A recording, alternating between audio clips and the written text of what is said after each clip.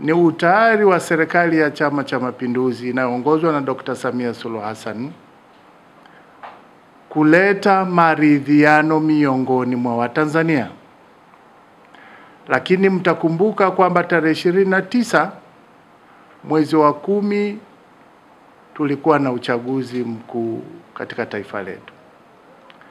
Na uchaguzi ule kampeni zilikwenda vizuri, tukafika siku ya kupiga kura, na kama anavyosema Mheshimiwa Rais mwenyewe, kwa mshangao, na sisi wa Tanzania mkiwemo na ninyi, kwa mshangao mkubwa, yalitokea ambayo hatukuyatarajia. Zilitokea vurugu siku ile ya uchaguzi, vurugu zilizosababisha uvunjifu wa amani, na zikaenda mbele zikasababisha vifo kwa Watanzania, na hasa vijana waliojitokeza kwenye vurugu zile. Lakini zilisababisha uharibifu wa mali za umma na mali binafsi za Watanzania wenzetu. Vyombo vyetu vya ulinzi na usalama vilichukua hatua katika kudhibiti jambo hili. Na katika kudhibiti huko kulisababisha watu kukamatwa na wakafikishwa mbele za vyombo vyetu vya sheria, na wengine yani wakafikishwa mahakamani katika sehemu mbalimbali hapa nchini. Kufuatia hilo, sisi sote tumemsikia Mheshimiwa Rais kama kiongozi, kama mzazi, kama mlezi, kama mfariji mkuu, miongoni mwa sifa mbalimbali alizonazo kama rais wa nchi yetu, ametoa wito kwa vyombo vya ulinzi na usalama vihakikishe kwamba vinachuja kulingana na uzito wa kosa ambalo watuhumiwa wameshiriki hadi kukamatwa, na waachiwe huru. Sisi kama wazazi, sisi Umoja wa Wazazi Tanzania wenye dhamana ya malezi, tumelipokea hili kwa mtazamo chanya, na tunampongeza Mheshimiwa Rais na Amiri Jeshi Mkuu kwa hatua hii ambayo ameichukua.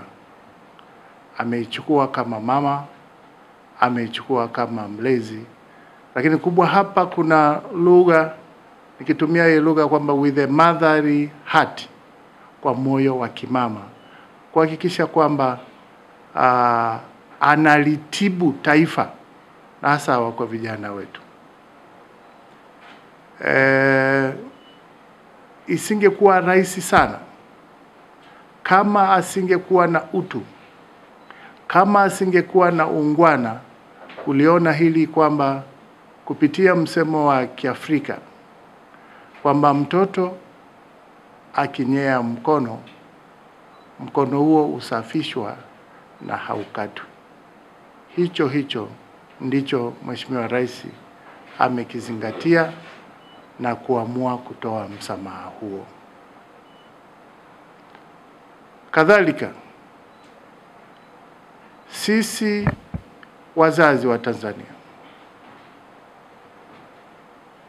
tunatoa wito kwa vijana wetu, Watanzania wenzetu, kuacha tabia za kufuata mikumbo na hatimaye kuhatarisha amani yetu. Kama alivyosema Mheshimiwa Rais, nchi hii ni yetu sote, tutaijenga sote kwa pamoja, na hivyo lazima tuenzi amani na utulivu katika nchi yetu. Mwisho, si kwa umuhimu, ni waombe wa Tanzania wenzetu tuendelee kuienzi amani, tuendelee kudumisha utulivu, tuendelee kuleta mshikamano miongoni mwetu na katika nchi yetu, kama ambavyo imekuwa tunu yetu sisi wa Tanzania, kiasi kwamba tunapigiwa mfano na Afrika na dunia nzima, tukiitwa hiki ni kisiwa cha amani. Nimeona niwaite nimpongeze Mheshimiwa Rais na kumshukuru kwa hatua ambazo amezichukua, ikiwa ni hatua mojawapo ya kutibu majeraha ambayo yametokana na vurugu zilizojitokeza wakati wa uchaguzi. Hata hivyo, Mheshimiwa Rais ameonyesha utayari wake kuhakikisha kwamba Tanzania inakuwa moja kama ambavyo imekuwa huko awali. Nisisitize kwamba wala hili si uoga, bali ni leadership maturity ambayo Mheshimiwa Rais ameionyesha ili tuendelee kuwa pamoja.